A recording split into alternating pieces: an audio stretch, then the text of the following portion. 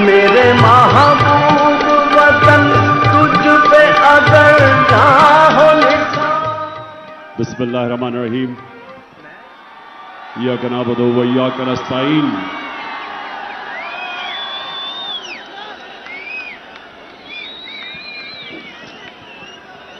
मेरे पाकिस्तानियों,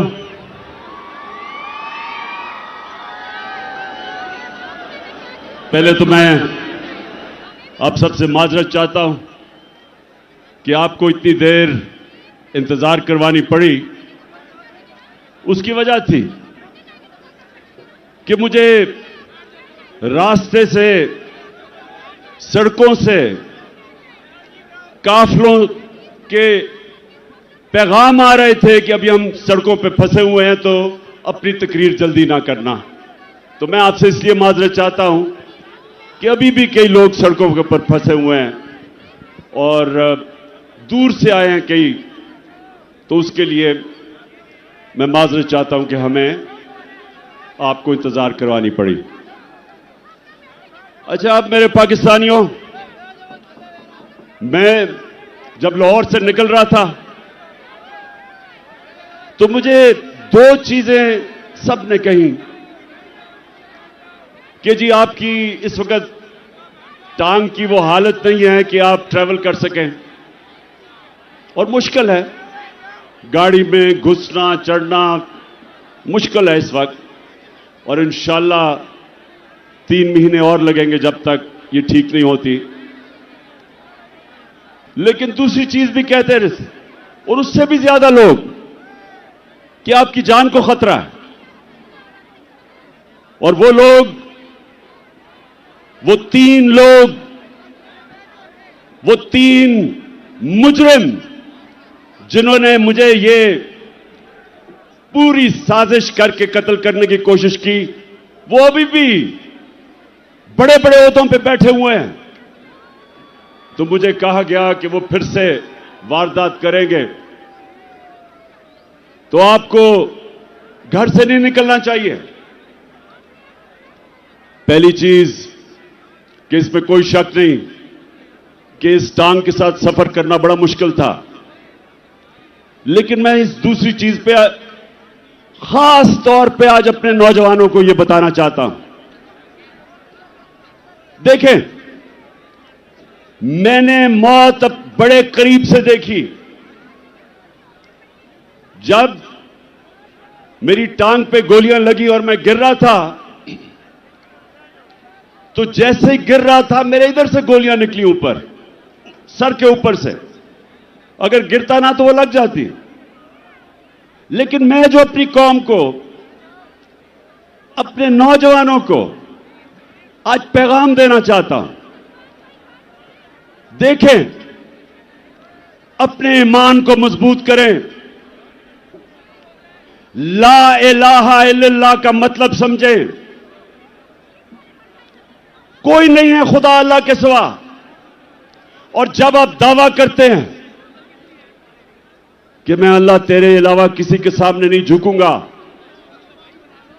तो आप जो अल्लाह ने आपको मेरे नबी सल्लल्लाहु अलैहि वसल्लम के जरिए अपना पैगाम भेजा कुरान में, तो उसमें वाज़े उसने लिखा हुआ है कि जब तक अल्लाह की मर्जी नहीं होगी तुम इस जमीन से नहीं जाओगे,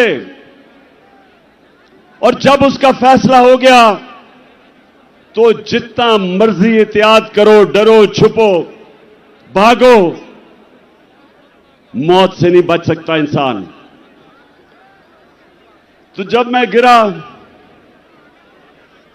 तो उसी वक्त मुझे पता था कि अल्लाह ने मुझे बचाया। उस वक्त मुझे पता था कि अल्लाह का यह फैसला था कि मैंने नहीं अभी जाना। उसी वक्त अल्लाह का शुक्र किया मैंने। और यह अल्लाह का शान देखें कि 12 लोगों को गोलियां लगी, कंटेनर के ऊपर 12 लोगों को गोलियां लगी। ये फैसल को भी, मैं बल्कि इसको देख रहा था, इसके मुंह से खून गिर रहा था, गाल से। अहमद चट्टा जो मेरे साथ था, वो मेरे साथ गिरा हुआ था। ऊपर और लोगों को गोलियां लगी, लेकिन अल्लाह की शान देखो कि 12 में से एक भी अल्लाह को प्यारा नहीं हुआ, सब बच गए। एक गार्ड को 6 गोलियां लगी, सब गोलियां ऐसी थी कि वो बच गया। मेरा जो गार्ड जाहिद था, हमारा इमरान इस्माइल जो सिंध के गवर्नर थे, 4 गोलियां उसके कपड़ों में से निकली, बच गया। तो मैं आज सारी कौम को, मैं सिर्फ आपको एक बताना चाहता हूं कि अगर आपने जिंदगी सही माने में जिंदगी गुजारनी है, तो ये जो मौत का खौफ है, इससे अपने आप को आजाद करें। ये जो खौफ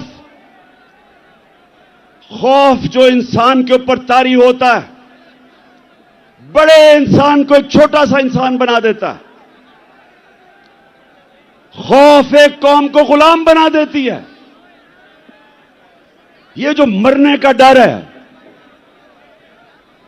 मुसलमानों की तारीख में जो सबसे बड़ा सानिया हुआ, हजरत इमाम हुसैन का करबला में, तो कूफा के लोगों को पता था कि हजरत इमाम हुसैन राय हक पे खड़े हैं, लेकिन यजीद का खौफ था, उसके जुल्म का खौफ था, नहीं मदद करने के लिए आए। और मुसलमानों की तारीख का सबसे बड़ा ट्रेजेडी सानिया हुआ। और ये जो खौफ है, ये इंसानों को गुलाम बनाता है। जिल्लत का खौफ कि जी मुझे जलील कर देंगे। मुझे पिछले 7 महीने में, बल्कि मेरे 26 साल की सियासत में, कितनी इन्होंने कोशिश की मुझे जलील करने की, हर किस्म की किरदार कुशी की, कोई मौका नहीं छोड़ा कि किसी तरह इमरान खान को हम जलील करें, क्योंकि यह हमें चोर कहता है। और आज आप सब सामने, मेरे सामने इस तादाद में पब्लिक, कितने वजीर आजम आए और गए, किसके लिए कौम निकली ऐसे जो आज आप मेरे लिए निकले हैं? इससे क्या साबित होता है कि इज्जत अल्लाह के हाथ में है, कोई आपको जलील नहीं कर सकता। और खास तौर पे तीसरी चीज जो रिस्क, कितने ताकत में बैठे हुए लोग अपने नीचे जो तनख्वाहदार होते हैं उनसे गलत काम करवाते हैं, और वो गलत काम करते हैं अपनी नौकरियां बचाने के लिए, क्योंकि उनका ईमान नहीं कि अल्लाह के हाथ में रिस्क है। अल्लाह ने ये 3 चीजें इसलिए अपने पास रखी हैं कि वो आपको आजाद करना चाहता था। जो ला इलाहा इल्लल्लाह है, जब तक आपके दिल में इसका मतलब नहीं आएगा, ये आपको आजाद नहीं करेगा। और सिर्फ आजाद इंसान बड़े काम करते हैं, आजाद मुल्क ऊपर परवाज करते हैं। गुलाम सिर्फ अच्छी गुलामी करते हैं, गुलाम की परवाज नहीं होती, सिर्फ आजाद इंसानों की परवाज होती है। मैं इसलिए आया, मुझे मौत की तो फिक्र नहीं थी, फिक्र ये थी जो मेरी टांग का मसला है। ये इसने मुझे मुश्किलें डाली चढ़ने में उतरने में, लेकिन मैं आया इसलिए कि मेरे पाकिस्तानियों, आप आज एक डिफाइनिंग मोमेंट पे खड़े हो। आज आप क्रॉस रोड्स पे खड़े हो, फैसला कुन वक्त पे खड़े हो। आज आपके सामने दो रास्ते हैं। आज मेरी कौम, आपके सामने दो रास्ते हैं। जब नमाज में अल्लाह से हम कहते हैं कि अल्लाह, एक ही चीज मांगते हैं अल्लाह से 5 वक्त की नमाज में कि अल्लाह उनके रास्ते पे लगा जिनको तूने नेमतें बख्शी, उनके रास्ते पे ना लगा जो तबाही के रास्ते पे निकल गए। पाकिस्तानियों, आप भी उधर खड़े हैं। एक तरफ नेमतों का रास्ता है, आपकी अजमत का रास्ता है, दूसरी तरफ आपकी तबाही का रास्ता है, गुलामी का रास्ता है, जिल्लत का रास्ता है। मौलाना रूमी, उसने बड़ी एक ऐसी बात की जो मुझे कभी नहीं भूली। उसने कहा कि जब अल्लाह ने तुम्हें पर दिए उड़ने के लिए, क्यों चूंटियों की तरह जमीन पर रेंग रहे हो? पाकिस्तानियों, अल्लाह ने हमें पर दिए। हमारा मुस्तकबिल यह नहीं है कि हम चूंटियों की तरह रेंगे। जो ऊपर आए फैसला करे कि जी आज तो ये चोर हैं, उनके ऊपर एक्शन ले, गवर्नमेंट गिरा दे। अगले दिन फिर बंद कमरों में फैसला हो कि नहीं जी, मैं अब एनआरओ दे दिया इनको, ये मैं गंगा में नहा के पाक हो गए हैं, और फिर उनको निकाले कि जी चोर हैं, और फिर उनको एनआरओ दे दे। और कौम अगर इस चीज को, अगर हम इन चीजों को, इस जुल्म को, इस नाइंसाफी को अगर कौम तस्लीम करती है, तो वो कौम के अंदर और भेड़ बकरियों में, गाय भैंसों में कोई फर्क नहीं है। इंसान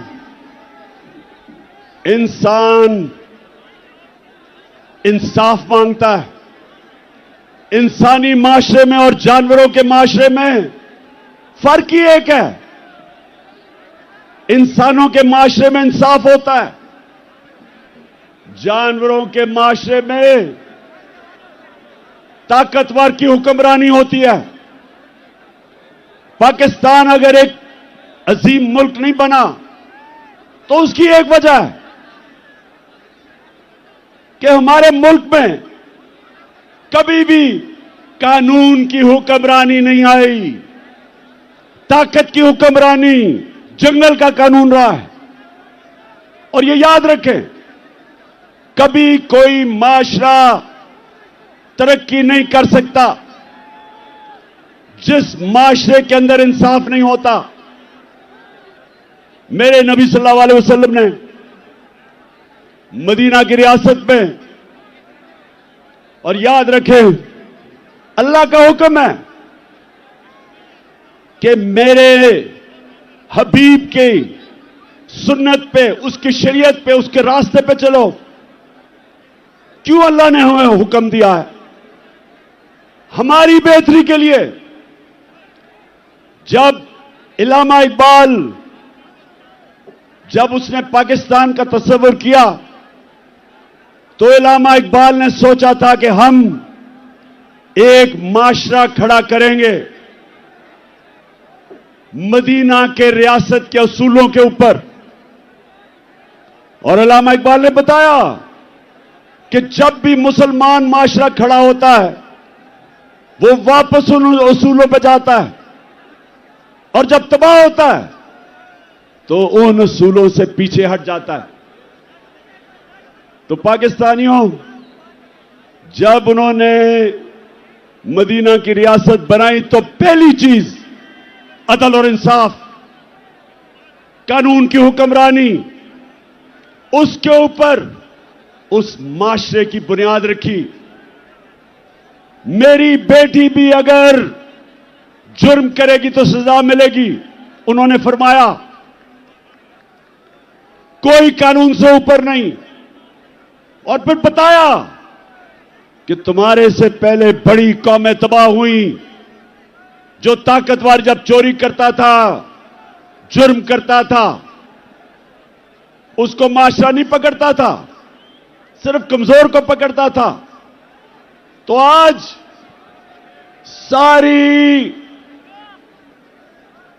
सारी दुनिया में आप चले जाएं, सारे गरीब मुल्क देख लें। मुझे मौका मिला दुनिया में गरीब तरीन मुल्क देखने का और अमीर तरीन। फर्क एक है, गरीब मुल्कों के अंदर इंसाफ नहीं। वहां भी इस तरह के बड़े बड़े डाकू, जरदारी और शरीफ की तरह पैसा चोरी करके बाहर लेके जाते हैं और उनको निजाम नहीं पकड़ सकता। वहां भी सिर्फ छोटा चोर जेल में जाता है। सारे गरीब मुल्कों में देख लें और सारे खुशहाल मुल्कों में चले जाएं, यूरोप जाएं, स्विट्जरलैंड जाएं, स्कैंडिनेविया जाएं, बर्तानिया जाएं, पूछें जो बैरून मुल्क पाकिस्तानी उन मुल्कों में रहते हैं, उनसे पूछें क्यों वो आज तहरीक इंसाफ के साथ खड़े हैं, क्यों बैरून मुल्क पाकिस्तानी आज हमारे साथ खड़े हैं, क्यों उनको समझ है मैं क्या कह रहा हूं, क्योंकि उन मुल्कों के अंदर इंसाफ है। यहां से जाके वह पैसा बनाते हैं, वहां खुशहाली आती है, अपने बच्चों को अच्छे स्कूलों में पढ़ाते हैं। क्यों? क्योंकि उनके मुल्क में इंसाफ है, मेहनत का फल मिलता है, उनके हुकूक की तहफ़्फ़ुज़ है, उनकी अदालतें इंसानों के अंदर इंसाफ करती हैं, इसलिए वहां खुशहाली है। और गरीब मुल्कों के अंदर हर गरीब मुल्क अब चले जाएं, उनके बड़े बड़े वजीर आजम, उनके सदर मुल्क से पैसा चोरी करके बाहर ले जाते हैं। हर साल 1700 अरब रुपया गरीब मुल्कों का चोरी करके, उनके ही साहिब इख्तिदार चोरी करके अमीर मुल्कों में ऑफशोर अकाउंट्स में ले जाते हैं। गरीब होता जा रहा है, अमीर मुल्क अमीर होते जा रहे हैं। तो पाकिस्तान अगर आज इन हालात में है, इसकी ये वजह नहीं कि वसाइल की कमी है, इसकी वजह ये कि हमने शुरू से ही कानून की हुक्मरानी नहीं की। मार्शल लॉ आता था तो वो कानून तोड़ के आता था, ताकत की हुक्मरानी थी, वो कानून से ऊपर थे। लेकिन ये जो दो खानदान जिन्होंने 30 साल इस मुल्क पे हुकूमत की, इन्होंने भी कभी मुल्क के इदारों को मजबूत नहीं होने दिया। ये भी जब आते थे तो बजाय इदारों को मजबूत करते, कानून की हुक्मरानी लेके आते, इन्होंने भी आते साथ ही इदारों को कमजोर किया, क्योंकि करप्शन नहीं हो सकती थी जब तक इदारे कमजोर ना हो। और ये वजह है पाकिस्तानियों, नौजवानों जो तरसते हैं मुल्क से बाहर जाने के, नौकरियां ढूंढने के लिए, ये समझ जाएं कि बीमारी एक है, इंसाफ नहीं है। अब मुझे ये बताएं, आजम स्वाति ने बात की कि क्या मसला था हमारी हुकूमत को जो हटाया गया? क्या इमरान खान के ऊपर कोई करप्शन थी? जब भी इन दोनों की हुकूमतें हटाई गई तो करप्शन होती थी। हमें किस वजह से साजिश के तहत हटाया गया। कौन सी हम गलती कर रहे थे? पहले ये जो बैंकरप्ट दिवालिया निकाल के मुल्क का इन्होंने जब छोड़ा 2018 में, पाकिस्तान की तारीख का सबसे बड़ा बैरूनी खसारा $20 अरब। हमने मुल्क संभाला, बैरून मुल्क मैं गया, हमारे दोस्त ममालिक से पैसे लिए, शर्म आई मुझे। मैं ये भी आपको बता दूं कि मेरे 3.5 साल में सबसे ज्यादा शर्मिंदगी होती थी जब हमें जाके मुल्क के लिए पैसे मांगने पड़ते थे। शौकत खानम के लिए मैं 30 साल से पैसे इकट्ठे कर रहा हूं, नवल यूनिवर्सिटी के लिए, लेकिन मुझे शर्म नहीं आती थी क्योंकि मैं अपने लोगों से पैसे इकट्ठे कर रहा हूं अपने मुल्क की यूनिवर्सिटी या अस्पताल के लिए, लेकिन किसी और से अपने मुल्क के लिए पैसे मांगना यह मेरे लिए सबसे ज्यादा बायस शर्म थी। और इसलिए कि इन चोरों ने 4 गुना ज्यादा कर्जा चढ़ाया 10 सालों में, हम 8 से और 18 के बीच में। तो पहले हमने मुल्क संभाला, फिर कोरोना आ गया, दुनिया में तबाही मचाई उसने। एक सदी में एक इस तरह का बुरान आता है। हमने जिस तरह कोरोना को संभाला, मदद तो अल्लाह की थी, लेकिन जो हमने फैसले किए, हमने फैसला किया हम शट डाउन नहीं करेंगे। मेरे से सबने तनकीद की, ये सारी ऑपोजिशन तब जब थी, सबने कहा कि मुल्क को बंद कर दो नहीं तो फैल जाएगी। मैंने सबको कहा, एक सवाल पूछा, मैंने कहा मुझे एक जवाब दो कि वो जो छाबड़ी वाला है, वो जो रिक्शा वाला है, वो जो टैक्सी चलाता है, वो जो दिन की दिहाड़ी ले करता है और घर आके अपने बच्चों का पेट पालता है, वो जो कच्ची वादियों में 7-7 लोग एक कमरे में हैं, उनको मैं क्या कहूंगा? उनका जब बंद कर दूंगा तो उनको वो खाना किधर से देंगे अपने बच्चों को? और यकीन करें, ये जो मेरी तनकीद कर रहे थे ऑपोजिशन वाले, कोई जवाब नहीं था। हमने लॉकडाउन ही लगाया, हमने अपनी बिजनेसेस बचाई, हमने इनको सस्ते कर्जे दिए, हमने एहसास प्रोग्राम जो दुनिया ने, वर्ल्ड बैंक ने कहा कि दुनिया का 4थे नंबर पर बेहतरीन प्रोग्राम था जिसने निचले तबके को बचाया, हमने अपने मुल्क को कोरोना से निकाला। फिर जो भी आजम बता रहा था, हमने रिकॉर्ड एक्सपोर्ट्स की। आखिरी साल हमारा टैक्स करेक्शन रिकॉर्ड, 17 साल के बाद सबसे ज्यादा इंडस्ट्री हमारी ऊपर गई, 10.5%। 17 साल के बाद हमारी ग्रोथ रेट 6%, तीसरे साल 5.7। तो हमने तो मुल्क को उठा दिया था, हमने तो किसानों को उठा दिया था। आज किसानों से पूछें कि जितना पैसा किसानों ने हमारे दौर बनाया, उन्होंने अपनी पैदावार पे लगाया, रिकॉर्ड फसलें हुई, 4.5% पे हमारी ज़राअत ऊपर आई 17 साल के बाद। तो मुल्क तो ऊपर जा रहा था। हमने हेल्थ कार्ड लेके आए, पहली दफा पाकिस्तान की तारीख में एक हुकूमत ने आम आदमी का सोचा कि हर घराने के पास 10 लाख इंश्योरेंस हो, किसी भी अस्पताल में जाके गरीब खानदान इलाज करवा सके। पहली दफा गरीबों ने प्राइवेट हॉस्पिटलों में इलाज करवाए अपने हेल्थ कार्ड की वजह से। और हमने 50 साल के बाद पाकिस्तान में डैम्स बनानी शुरू की, 3 बड़ी डैम्स बनाई, बन रही हैं। अब पता नहीं उनके क्या हालात हैं।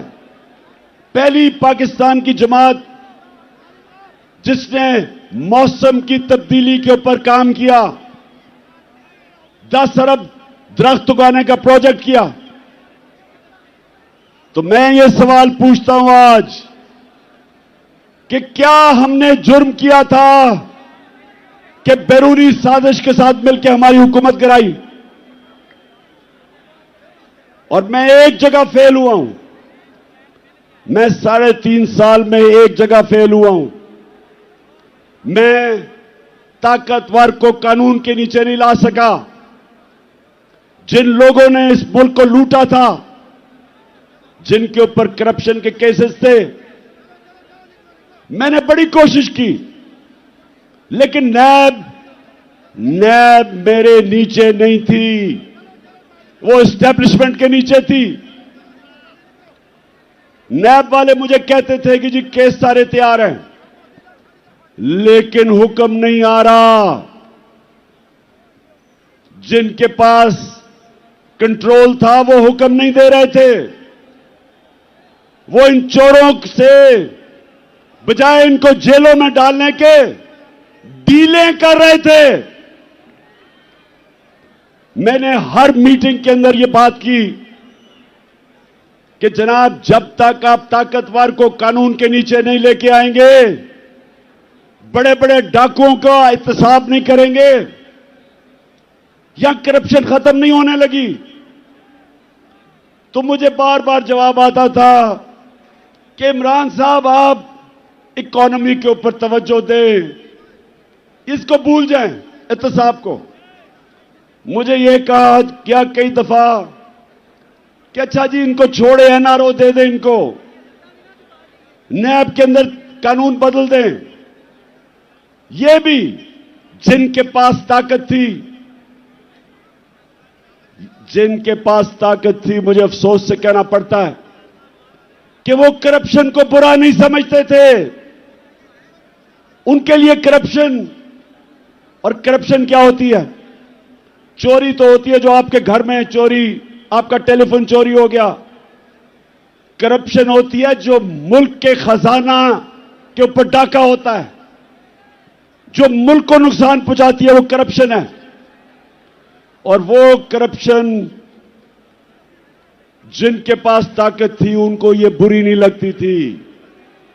और आपने देख ही लिया कि क्योंकि बुरी नहीं लगती थी तो ये सारे चोरों का टोला ऊपर बैठा दिया। अगर साजिश नहीं भी की थी तो इनका रास्ता नहीं रोका, इनको आने दिया। वो लोग जो बाहर भागे हुए थे, जिनके ऊपर अरबों अरबों रुपए के करप्शन के केसेस थे, बारी बारी इन सबको एनआरओ दिया गया। पहला एनआरओ जनरल मुशर्रफ ने दिया। 4 गुना हमारा कर्जा बढ़ा उस एनआरओ की वजह से। ये वापस आए, दोनों हाथों से इन्होंने मुल्क लूटा। और फिर अब कि एक हुकूमत जो चल रही थी उसको गिराया। और इन्होंने किया क्या? अच्छा, पहले तो मैं एक चीज वाज़ेह कर दूं कि बार बार हम सुनते हैं कि जी ये साइफर एक ड्रामा था। हम ये सुनते हैं कि जी ये तो साइफर थी कोई चीज नहीं, ये कोई एक फेक बयानिया बनाया गया। मैं आज जो भी ये सारे कह रहे हैं, और ये सब वो कह रहे हैं जो साजिश का हिस्सा थे, मैं इनसे पूछता हूं कि क्या नेशनल सिक्योरिटी काउंसिल के अंदर असद मजीद का साइफर जो डोनाल्ड लू से उसकी गुफ्तगू थी, क्या नेशनल सिक्योरिटी काउंसिल में यह रखी नहीं गई? और क्या इसमें यह नहीं लिखा हुआ था कि वो डोनाल्ड लू इसको कह रहा है असद मजीद को कि इमरान खान को अगर आप नहीं हटाओगे तो तुम्हारे मुल्क को मुश्किलात का सामना करना पड़ेगा। और अगर तुमने इसको हटा दिया तो हम सब कुछ माफ कर देंगे। क्या यह साइफर के अंदर नहीं था जो नेशनल सिक्योरिटी काउंसिल में आया सामने?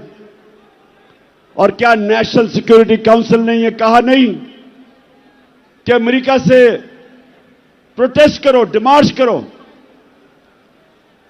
उनको कहो कि तुम्हारे मुल्क में मुदाखलत कर रहे हो? तो जब यह सारा सच है, यह कहना कि जनाब ये कोई ड्रामा था, ये मुल्क की तौहीन है, ये इमरान खान की तौहीन नहीं है। कि क्या मजाल है किसी मुल्क का एक छोटा सा सरकारी ऑफिसर एम्बेसडर को कहे कि जनाब अपने वजीर आजम को हटा दो? कभी सुना यह होता हुआ? मैंने कभी नहीं सुना, क्योंकि किसी की जरूरत नहीं है करने की। और फिर अब मैं आपको बताऊं कि जब से ये इंपोर्टेड हुकूमत आई है, मुल्क से हुआ क्या है? जब जुल्मो सितम के कोहे गरा रूई की तरह उड़ जाएंगे हम महकूमों के पांव तले। ये धरती धड़ धड़ धड़केगी और अहले हुक्म के सहरुख पे जब बिजली कड़कड़ कड़केगी हम देखेंगे लाजिम है कि हम भी देखेंगे। अच्छा जी, अब जरा ये थोड़ा सा आपके सामने मैं अदाद और शुमार लेके आ रहा हूं कि किधर पाकिस्तान था मार्च में जब अदम एतमाद की इन्होंने टेबल किया असेंबली में, और किधर आज है। 7 महीने में जो पाकिस्तान हुआ, जो इससे हुआ, वो मैं आपके सामने रखता हूं। फिर से मैं आपको बता दूं कि 5.7 2021 में पाकिस्तान बढ़ा था आगे, और 6% 22 में बढ़ा था। 17 साल के बाद ये पाकिस्तान सबसे तेजी से हमारी इकॉनमी आगे बढ़ रही थी। हमारा जो ज़राअत थे 4.4%, वो भी 17 साल में सबसे ज्यादा। इंडस्ट्री 10.7% और लार्ज स्केल मैन्युफैक्चरिंग 7.2, ये भी 17 साल में सबसे ज्यादा। हमारी एक्सपोर्ट्स 32 अरब रिकॉर्ड, रिमिटेंसेस 31 अरब रिकॉर्ड। हमारे टैक्स 6,1500 अरब रुपया ऑल टाइम रिकॉर्ड। और जो महंगाई थी हमारे दौर पे, जिसको कहते हैं कंज्यूमर प्राइस इंडेक्स सीपीआई, वो 12.2 था। और सेंसिटिव प्राइस इंडेक्स जो महंगाई थी वो 14% थी। अब जब से ये आए हैं, इनकी एसपीआई हमारे दौर में थी 14%, इनके दौर में गई है 45%। 50 साल में सबसे ज्यादा महंगाई 7 महीने में हुई है। और जो सीपीआई है वो 27%, हमारे दौर में 12% थी। और फिर पेट्रोल, आटा, घी, दाल, बिजली, सबकी 100% कीमत बढ़ चुकी है। महंगाई जो आज आम आदमी को सबसे ज्यादा तकलीफ दे रही है, वो सबसे ज्यादा 50 साल में इनके दौर में बढ़ी है। रुपया 178 रुपया था डॉलर जब अदम एतमाद हुआ, आज 240 रुपए। आज ये जरा सुनते जाएं कि जिन्होंने ये मुल्क में ये चोरों को लेके आए, इन्होंने किया क्या है पाकिस्तान से। मैं सिर्फ इसलिए कह रहा हूं कि ये तारीख याद रखे कि ये जो हुआ है हमारे मुल्क से, इन्होंने जो ज़राअत तेजी से बढ़ रही थी, ज़राअत के अंदर गन्ना 9% कम, चावल 40% कम हुए हैं, कपास 25% कम, और इस वक्त जो हमारी बेरोजगारी है वो 22.5% बढ़ चुकी है। फिर जो सबसे खौफनाक चीज कि आज जो बाहर की दुनिया है उसके मुताबिक पाकिस्तान अपने कर्जे क्या वापस कर सकता है, उसकी रिस्क क्या है, आज 100% से ज्यादा बढ़ गई है। जब हम गए थे तो 5% थी। तो आज बैरूनी दुनिया ने, मार्केट्स ने पाकिस्तान के ऊपर अदम एतमाद किया। 88% पाकिस्तान के जो इन्वेस्टर हैं वो समझते हैं कि हुकूमत के ऊपर उनको कोई एतमाद नहीं। तो मैं फिर से पूछता हूं कि माइशत नीचे, हमारी जमहूरियत ऑपोजिशन ही खत्म हो गई। जो हमारा लोटा था वो ऑपोजिशन लीडर बन गया, वो नून के टिकट पे लड़ेगा तो असेंबली भी खत्म। हमारे मुल्क के अंदर जो इदारे हैं, FIA के ऊपर इन्होंने अपना आदमी बिठा के सारे केसेस माफ करवा लिए और उनके ऊपर जुल्म किया, जो कि जिन्होंने इन्वेस्टिगेशन की थी। तो अब कब FIA खड़ी होगी किसी ताकतवर के सामने? नैब में अपना आदमी बिठाया, अपने केसेस माफ। इदारे जो मुल्क की बुनियाद होते हैं वो कमजोर। सबसे ज्यादा जुल्म किया मुल्क की अखलाकियात पे और रूल ऑफ लॉ पे कि इन्होंने आते साथ ही अपने सारे केसेस माफ करवाने शुरू कर दिए। तो मुल्क में क्या पैगाम दिया कि जो जेलों में लोग भरे हुए हैं उनकी सिर्फ जुर्म यह है कि वो गरीब हैं। ताकतवर सारे बड़े बड़े डाकू बचते जा रहे हैं। मुझे यह बताएं कि उस मुल्क का अब क्या मुस्तकबिल होगा। मैंने जो आज आपको सबको यहां बुलाया, मेरा मकसद आपको यह समझाना है कि हम दो रास्ते पे खड़े हो गए हैं। हम अगर अब चुप करके इस जुल्म और नाइंसाफी को तस्लीम करेंगे, आगे तबाही है।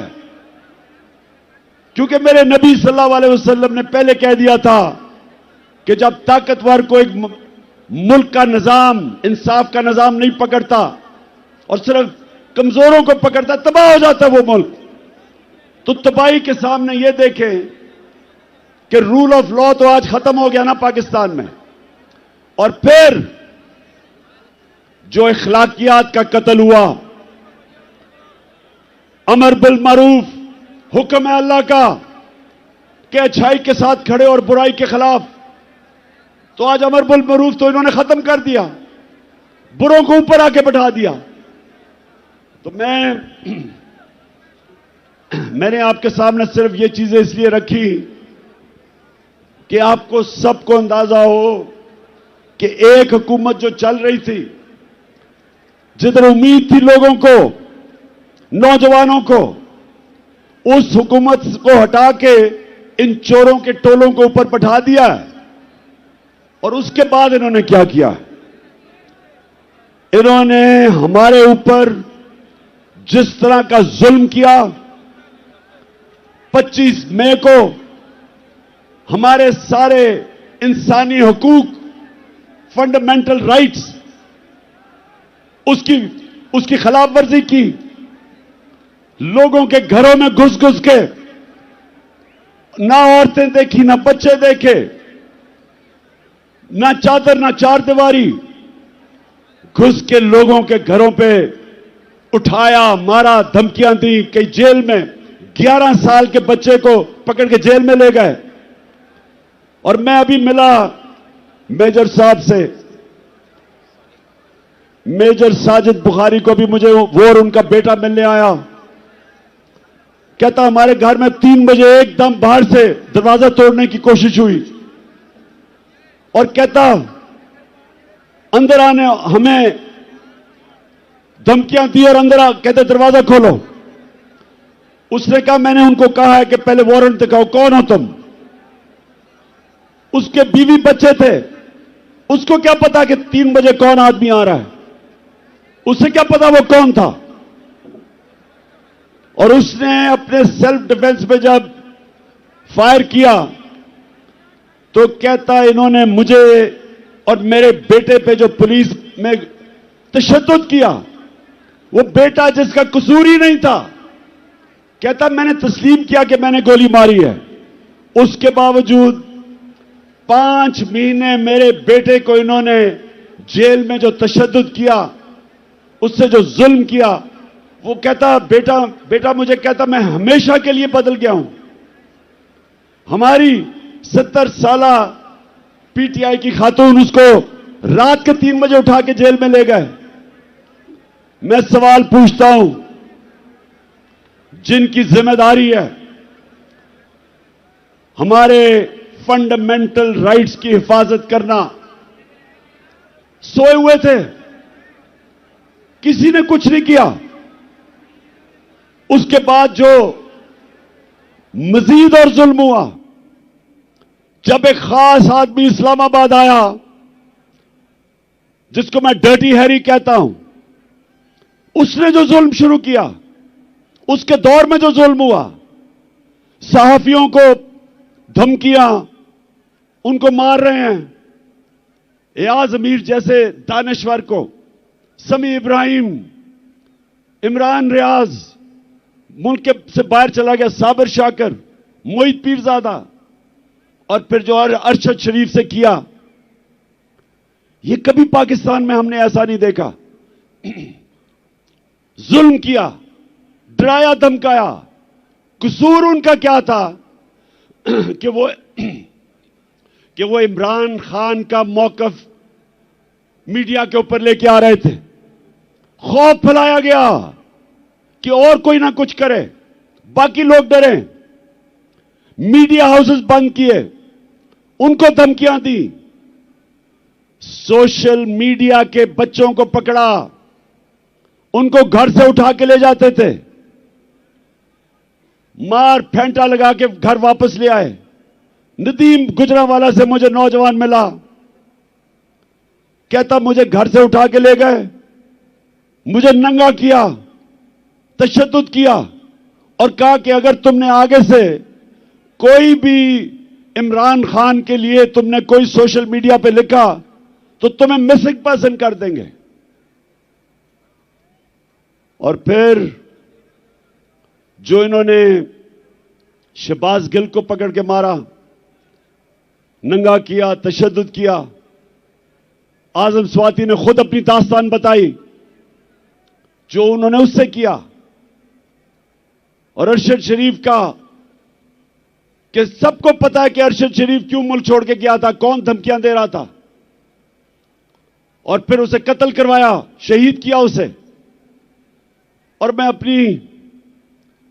अपनी तो बात नहीं करता, मुझे वो मुजम्मिल लड़का याद है जो उस शूटर के पीछे गया था 3 बच्चों के साथ, वो वजीराबाद के जलसे में आया था, उसको जिस तरह कत्ल किया, उसको उस शूटर ने नहीं गोली मारी। मैं अब सबके सामने मौजम शहीद, उसको उसने गोली नहीं मारी। अब जो तफ्तीश हो रही है, उसको गोली और तरफ से आई, और वो जो उसको गोली मार रहे थे वो असल में वो शूटर के लिए थी। 3 बंदूक वाले थे वहां, एक वो जिसने हमारे पे फायर किए, एक वो जिसने सामने से गोलियां चलाई जो हमारे ऊपर से निकल गई, और एक ये जिसने इसको कत्ल करना था, जिस तरह लियाकत अली खान को जिसने कत्ल किया था उसको वही मारा गया ताकि वो बोले ना, तो रास्ते में बेचारा मौजम आ गया। और मैं आज अभी आपके सामने ये 2 वीडियो चलाना चाहता हूं। मैं चाहता हूं ये जरा गौर से देखें, क्योंकि मुझे पता था, मैं अब जो अपनी बात कर रहा हूं, मुझे पता था ये 3 लोगों ने प्रोग्राम बनाया मुझे मारने का। मुझे पता था, मुझे अंदर से खबरें आई, एजेंसीज के अंदर से, कि पहले ये प्रोपेगेंडा करेंगे कि इमरान ने तौहीन मजहब की, और उसके बाद ये कहेंगे जी दीनी इंतहा पसंद ने इसे कत्ल कर दिया। ये 2 आप वीडियो देखें। ये आज से 2 महीने पहले मैंने ये क्या कहा था, ये देखें। किया मुझे मरवाने का, वो इसके पीछे हैं। इन्होंने फैसला किया कि जी कहेंगे तौहीन मजहब किया, और उसके बाद अगर मुझे किसी ने कत्ल किया तो कहेंगे जी कोई मजहबी जुनूनी ने कर दिया क्योंकि इसने तौहीन मजहब किया। कोई ये कान खोल के सुन लो, मैंने अपनी सारी कौम एक टेप बना के रखी हुई है। जिस वक्त मुझे कुछ हुआ वो टेप आ जाएगी, रिलीज होगी, और वो 4 लोगों के नाम सारी कौम के सामने आएंगे जिन्होंने बंद कमरों में ये फैसला किया और दूसरी कोशिश कर रहे हैं। पहले से इनका प्लान बना हुआ है, मैं आप सबको पहले भी बता चुका हूं। 4 लोगों ने बंद कमरे में फैसला किया मुझे मरवाने का, और वो लोग अभी भी उस साजिश पर लगे हुए हैं। उन्होंने दोनों मरियम जो झूठ बोलने की पीएचडी दोनों के पास है, इनको और जावेद लतीफ को, इन्होंने इनसे प्रेस कॉन्फ्रेंस करवाई, और प्रेस कॉन्फ्रेंस करवाई ऐसी कि इमरान खान खुदा ना खास्ता उसने मजहब की तौहीन की है। और फिर इनकी कोशिश है कि इसकी वजह से अगर कोई भी मेरे ऊपर वारदात हो तो कहेंगे जी मजहबी जुनूनी ने कर दिया, कहेंगे कि जी कोई दीनी इंतहा पसंद है इसको मार दिया। ये इनका प्लान है। लेकिन मैं आज आप सबको कह रहा हूं, सारे पाकिस्तान में मैं फिर रहा हूं, मुझे अपनी जान से ज्यादा मुझे पाकिस्तान की आजादी की फिक्र है। मैं आजाद देखना चाहता हूं। जी, तो मैं ये आपको आज इसलिए दिखाई कि प्लान का मुझे पहले पता था। क्यों करना चाहते थे? क्योंकि इन्होंने समझा था कि जब तहरीक इंसाफ की हुकूमत गिराई थी तो एकदम लोग भूल जाएंगे, पार्टी टूट जाएगी। इनके ज़हन में भी नहीं था कि एक बाशऊर पाकिस्तानी पब्लिक बजाय तहरीक इंसाफ को भूलने के लिए उस कौम हमारे साथ आके खड़ी हो गई। और जितने जितने इनकी शक्लें देखते रहे इन चोरों की, और ज्यादा लोग हमारे साथ आ गए। और फिर जो इन्होंने माइशत की तबाही की, उससे और मजबूत हो गई पार्टी। और उसके बाद जो इलेक्शन हुए, सारे इलेक्शनों में लोगों ने बार बार पैगाम दिया कि इन्होंने ये इंपोर्टेड हुकूमत उनके लिए मंजूर नहीं है। बार बार कौम ने पैगाम दिया, लेकिन बजाय अवाम की आवाज सुनने के हमारे ऊपर तशद्दुद शुरू हो गया। यानी वो पाकिस्तान की सबसे बड़ी जो सियासी जमात, उसको हर किस्म का हरबा इस्तेमाल किया गया, हमें डराने, धमकाने, तोड़ने, तशद्दुद करने पे। मैं आपको बताऊं, 50 साल से पाकिस्तान कौम मुझे जानती है। 50 साल से मुझे जानती है पाकिस्तानी कौम। मैंने कभी इस तरह नहीं मुझे एहसास हुआ अपने मुल्क में रहते हुए कि पिछले 7 महीने में मुझे ऐसे लगा कि मैं शायद कोई मुल्क दुश्मन हूं या मैं कोई मुजरिम हूं। जिस तरह इन्होंने मेरे ऊपर एफआईआर काटी, मेरे ऊपर इन्होंने दहशतगर्दी का केस लिया है, मुझे पकड़ने आए, अवाम खड़ी हो गई। इन्होंने जिस तरह मेरे कारकुनों के ऊपर केसेस बनाए, इन्होंने पूरा जोर लगाया इलेक्शन में हराने का। इलेक्शन कमीशन साथ मिला हुआ था, एस्टेब्लिशमेंट इनके साथ थी। उसके बावजूद अवाम ने फिर से पैगाम दिया। दूसरी दफा जब बाय इलेक्शन हुए, अवाम ने पैगाम दिया कि वो हमारे साथ इन चोरों के साथ नहीं है। लेकिन मुझे अफसोस से कहना पड़ता है, मुझे अफसोस से कहना पड़ता है कि हमारे इदारे क्यों नहीं पुरानी गलतियों से सीखते। एक मुल्क और एक इंसान, एक इदारा तरक्की तब करता है जब अपनी गलतियों से सीखे। ईस्ट पाकिस्तान में क्या हुआ था मुझे याद है। मैं वो आखिरी हमारा जहाज आया था ढाका से, हम मैच खेलने गए थे अंडर 19 का। उसके बाद मिलिट्री ऑपरेशन शुरू हो गया था। मुझे तो वो याद है कि ढाका में क्या तासुर था लोगों का। हमने उनसे इंसाफ नहीं किया। पाकिस्तान की सबसे बड़ी जमात से इंसाफ नहीं किया। हमने जोर से ताकत को इस्तेमाल करते हुए अपनी मनमानी की, मुल्क टूट गया। और हमने सीखा नहीं कि आज जो एक वाहिद पाकिस्तान की सबसे बड़ी सियासी जमात, फेडरल पार्टी, जो सारे पाकिस्तान को इकट्ठा रख सकती है, उसके ऊपर यह हरबे इस्तेमाल किए जा रहे हैं। हर मौका इस्तेमाल किया हमें कमजोर करने का। सबको, मीडिया हाउसेस को धमकियां दी गई कि हमें ना दिखाया जाए। ये जलसे के ऊपर जितनी हमें मुश्किलात पड़ी, कभी हमें हमारी अपनी पुलिस ना सुने। पंजाब में हमारी हुकूमत है, पुलिस बेबस हुई है, हमारे साथ ताउन ना करे, कभी सुना है? मैंने जब अपनी एफआईआर कटवाने की कोशिश की, मुझे तो पता था वो 3 कौन है, मुझे तो पहले पता था। पंजाब में हमारी हुकूमत होते हुए मुल्क का एक्स प्राइम मिनिस्टर, सबसे बड़ी पार्टी का सरबराह, मैं अपनी एफआईआर नहीं कटवा सका। पुलिस वाला कहता जी मुझे हटा के किसी और को बिठा दे, मैं नहीं साइन कर सकता। इतना खौफ है, इतना ताकतवर का खौफ है यहां।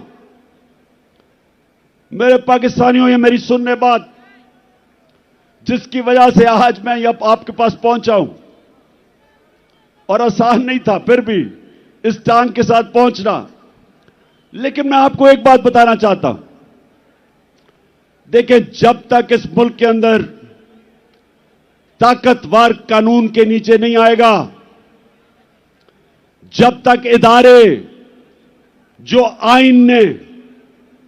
आईन ने उनको लिमिट्स दी हुई हैं, दायरा दिया हुआ है, उस दायरे के अंदर रह के काम नहीं करेंगे, जब तक इदारे अपनी जिम्मेदारियां नहीं पूरी करेंगे, और मैं सब इदारों की बात कर रहा हूं, मैं अपनी अदलिया की बात कर रहा हूं, मैं अपनी मिलिट्री एस्टेब्लिशमेंट की बात कर रहा हूं, जो आपकी ये आज तनकीद नहीं कर रहा, वो मुल्क का दुश्मन है।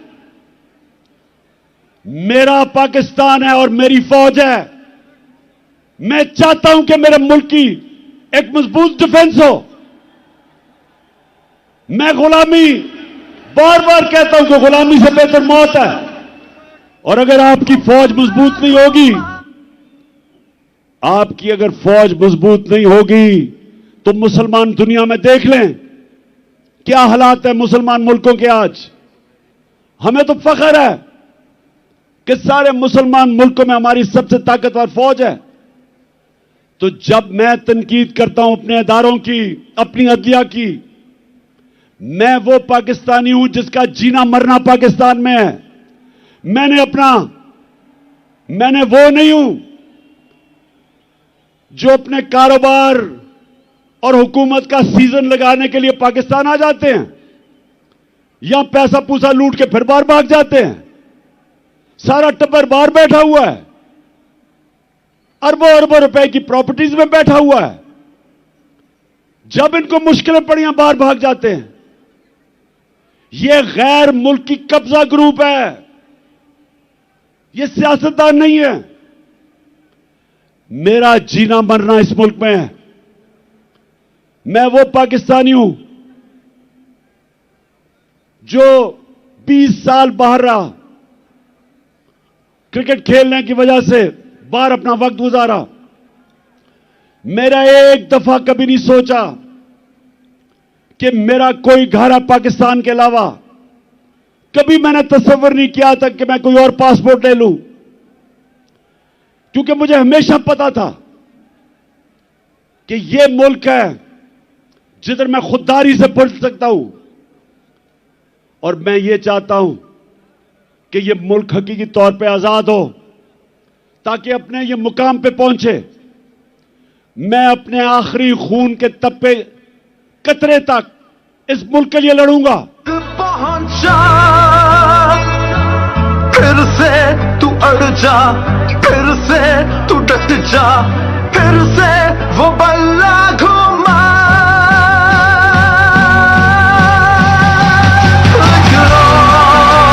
कदम बढ़ा,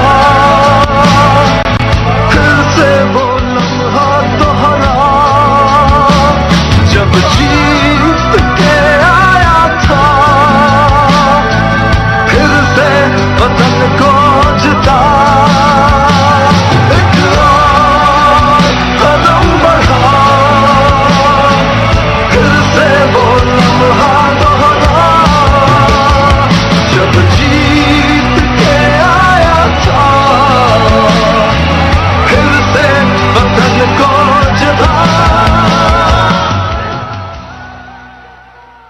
इंशाअल्लाह जब मुस्तकबिल में इंशाअल्लाह इस मुल्क की तारीख इस चीज की गवाही देगी कि इमरान खान अपने मुल्क के लिए आखिरी गेंद तक लड़ता रहा, आखिरी गेंद तक, आखिरी वक्त तक अपने मुल्क के लिए खड़ा रहा था। और मैं ये भी कहना चाहता हूं कि वो लोग,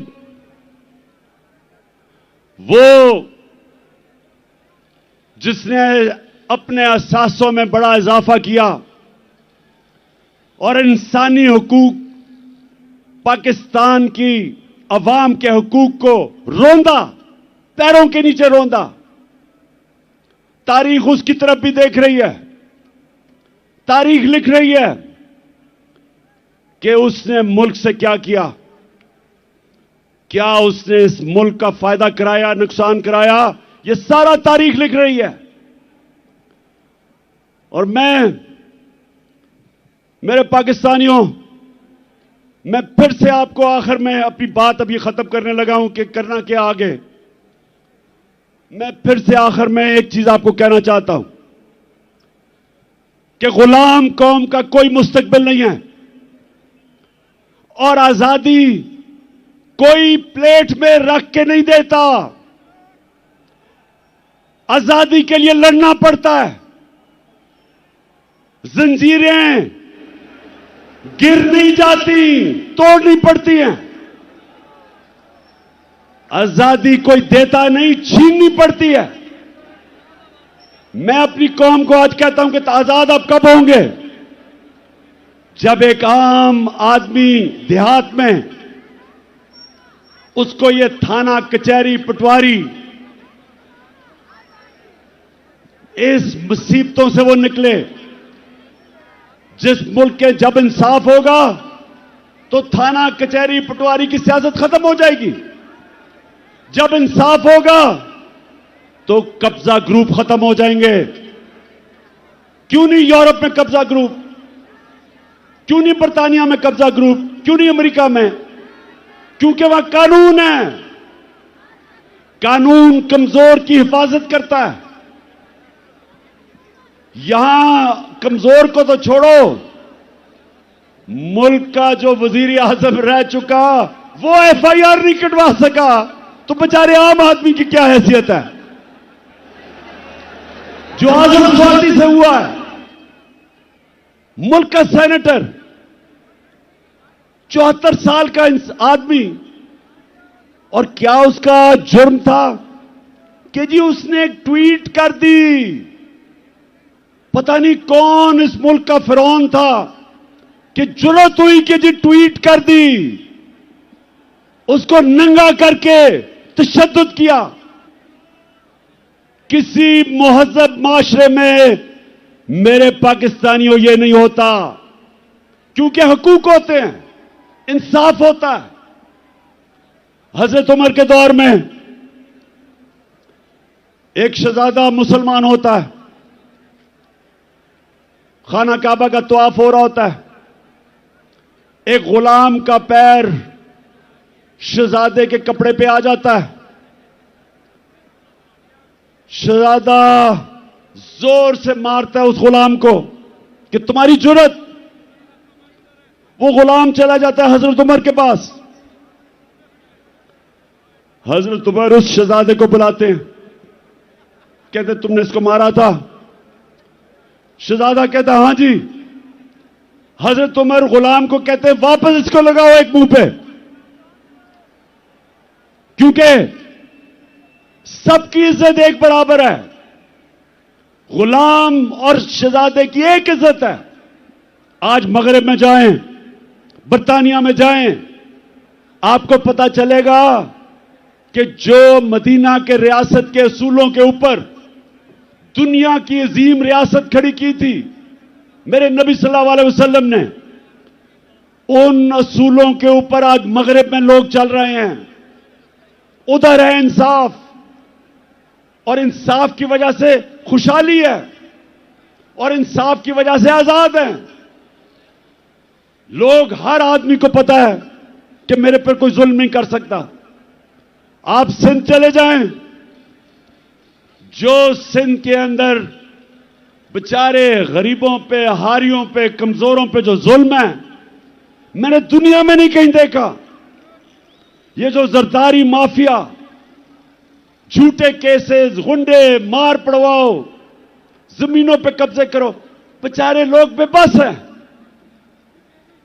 और हमारे मुल्क में हर तबका जब कमजोर ताकतवर के सामने खड़ा होता है बेबस है।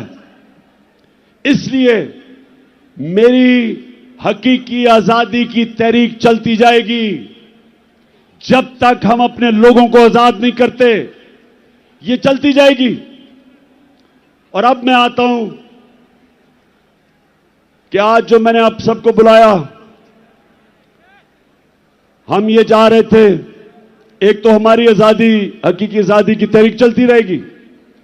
आज मैंने आप सबको यहां बुलाया था, ये जो मार्च हम करके आ रहे थे, हमने इस इंपोर्टेड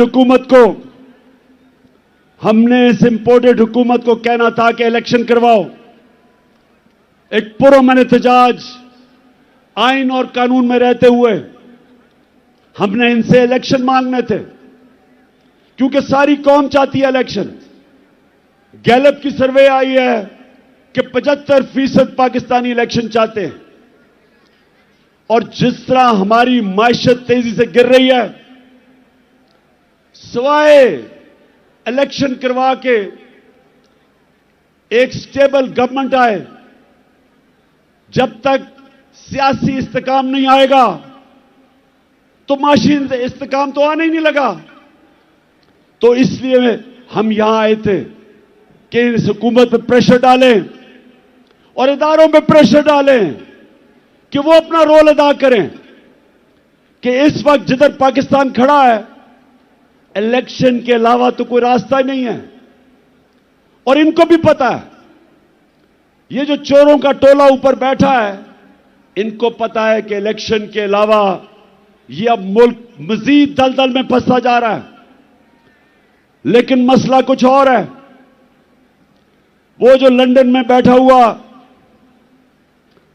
जो वहां से बैठ के फैसले करता है, एक मुजरिम, वो डरा हुआ है। वो डरा हुआ इसलिए कि उसे पता है जब इलेक्शन होगा तो उन्होंने पिट जाना है।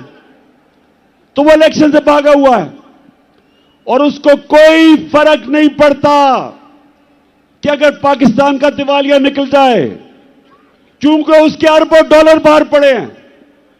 ना ही आसिफ जरदारी को फर्क पड़ता है, इसके अरबों डॉलर बाहर पड़े हुए हैं, तो इनको तो कोई फर्क नहीं पड़ता। यहां मसला आएगा, ये बाहर भाग जाएंगे। मसला मेरी कौम का है। इस वक्त हमारी कौम दलदल में फंस रही है। मैंने आपको आदाद और शुमार दे दिए। माशियत तेजी से नीचे जा रही है, फैक्ट्रियां बंद हो रही हैं, बेरोजगारी बढ़ रही है, 50 साल में सबसे ज्यादा महंगाई है, किसान पिटा हुआ है, डीजल की कीमत, बिजली की कीमत, खादों की कीमत, वो किसान गुजारा ही नहीं कर सकता, उसकी पैदावार गिर रही है, कर्जे बढ़ते जा रहे हैं, रेमिटेंसेस गिर रही हैं, बाहर से जो पाकिस्तानी पैसे भेजते हैं वो कम हो रहे हैं, एक्सपोर्ट्स गिर रही हैं। और जब इंडस्ट्री बंद हो रही है तो सवाल यह है कि इनके पास रोड मैप क्या है? कोई रोड मैप नहीं है।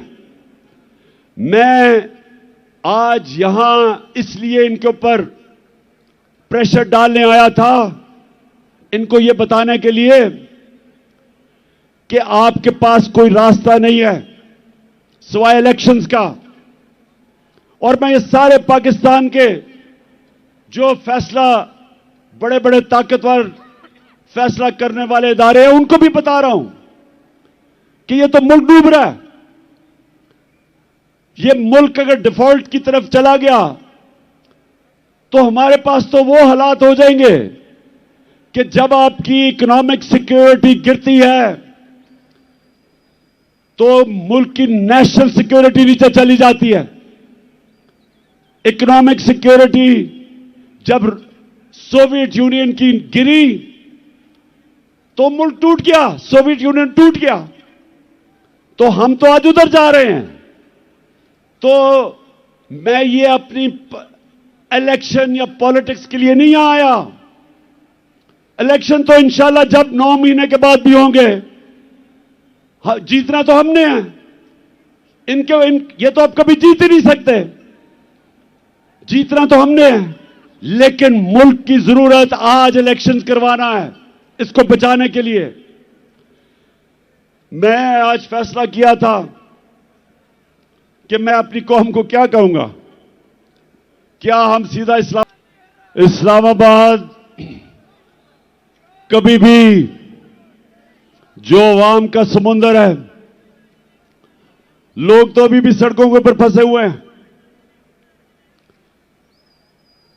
एक हमने फैसला करना है इस्लामाबाद जाना, तो मैं आपको यकीन दिलाता हूं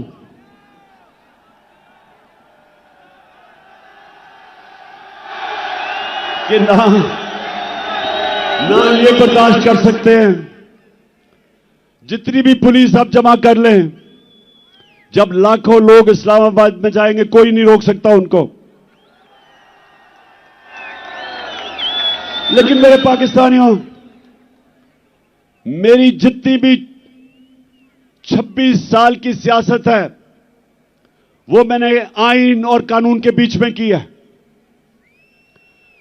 मेरे लिए इन 7 महीने में बड़ा आसान था कि हम वो श्रीलंका वाला हालात पैदा कर देते। हमने 65 जलसे किए, कभी पाकिस्तान के जलसे में इतने लोग नहीं आए, लेकिन पब्लिक आती थी और पुरअमन तरीके से ये बताते हुए कि हम इन चोरों को कबूल नहीं करेंगे, फिर पुरअमन तरीके से वापस चली जाती थी। मेरी पूरी कोशिश रही कि मैं किसी किस्म का इंतशार अपने मुल्क में ना पैदा करूं, क्योंकि वैसे ही माशी हालात बुरे हैं। अगर यहां तोड़ फोड़ शुरू हो गई, सबके हाथ से गेम निकल जाएगी। 25 मई को जब इन्होंने हमारे ऊपर तशद्दुद किया और जब 26 की सुबह मैं इस्लामाबाद पहुंचा, तो मुझे पता था कि अगले दिन इंतशार होगा। मैंने सिर्फ इसलिए अपनी मार्च कैंसिल की कि मुझे पता था कि अगर हम इस्लामाबाद धरने देने का फैसला कर लें तो अगले दिन तबाही होनी थी, खून होना था। इसलिए मैंने वो मार्च कैंसिल की। आज मैं इसलिए फैसला कर रहा हूं कि वहां नहीं जाना, क्योंकि मुझे पता है तबाही मचेगी, नुकसान मेरे मुल्क को होगा। लेकिन जो मैंने फैसला किया अब ये कि हमने अब इस निजाम का हिस्सा नहीं रहना। मैं अपनी सारी चीफ मिनिस्टर्स, अपनी पार्लियामेंट्री पार्टी से अब मिलूंगा और हमने फैसला किया है कि हम सारी असेंबलियों से निकलने लगे हैं।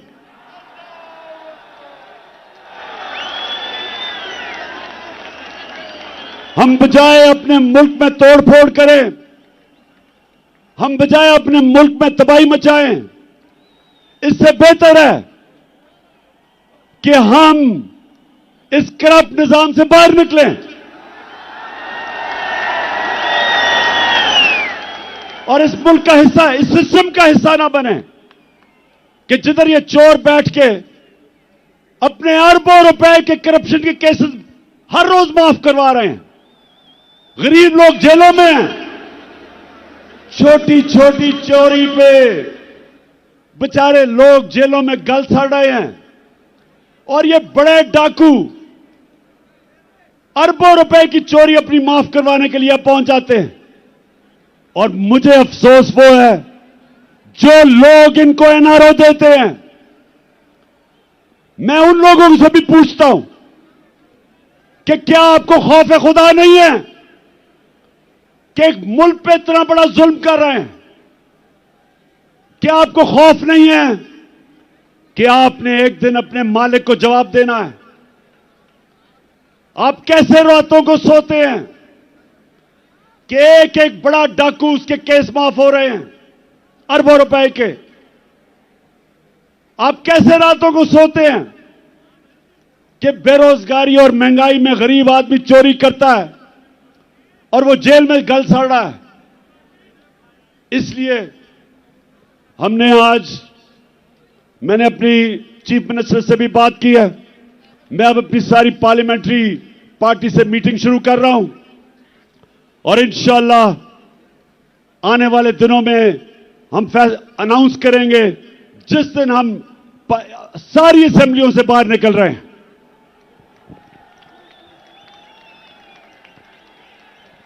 आखिर में मैं आप सबका शुक्रिया अदा करता हूं, जिस तादाद में आप यहां आए, जितनी मुश्किलों से आप आए, मैं आपका शुक्रिया अदा करता हूं।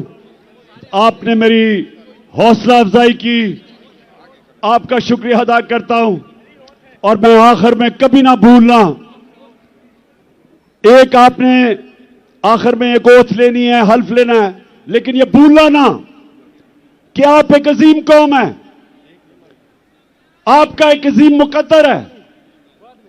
और इंशाअल्लाह ये मैं जद्दोजहद इसलिए कर रहा हूं कि मेरा ईमान है कि अल्लाह एक दिन हमारे मुल्क पे करम करेगा और वो तब करेगा जब ये कौम फैसला करेगी।